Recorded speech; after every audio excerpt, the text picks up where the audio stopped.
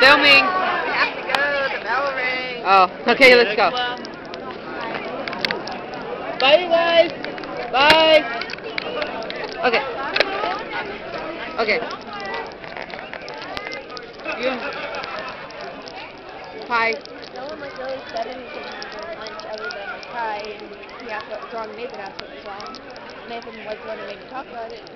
Then no one else said anything to me after that. And So wait, so like Nathan was the only one that wanted to know about it? Yeah, Kai asked what was wrong, and I explained it, and then he was like, oh, And then that's it? He didn't really Yeah. care? That's kind of stupid of him. Nathan went the same way too. He just made me want to talk about it, and then he left me all the way up. Well, Nathan, he was a little bit more compassionate about it because he wanted to like make sure that you were okay. Whatever the case, I'm over it. Right, bye. Right, bye.